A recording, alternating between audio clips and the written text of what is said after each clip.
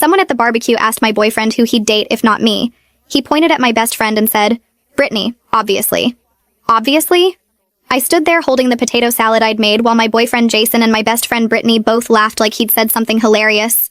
We were at our friend Tom's annual summer barbecue with about 30 people, and Jason had just announced to everyone playing the stupid drinking game that he'd pick my best friend if I didn't exist.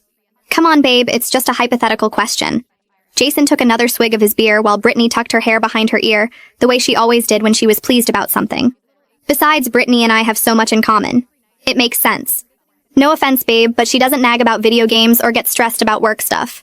Brittany giggled and touched his arm. Stop it, you're making me blush. She was loving this attention in front of everyone. But yeah, we do vibe really well. Remember that concert last month? The concert I couldn't attend because I was working overtime to afford Jason's birthday present. You two went to a concert together? I asked, and several people looked surprised. Jason rolled his eyes. You were busy like always. Brittany stepped up. That's what friends do. We should tell her about the other thing, Brittany said, then covered her mouth like she'd revealed a secret.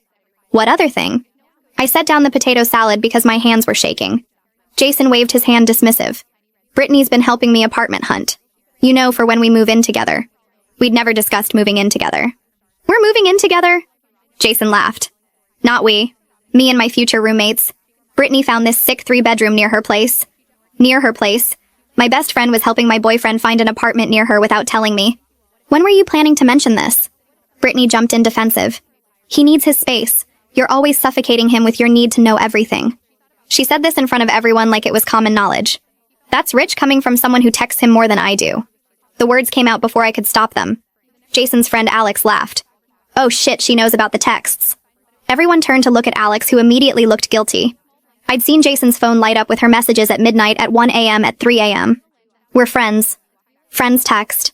Brittany said, but her face was red. Besides, you work nights, so someone needs to keep him company.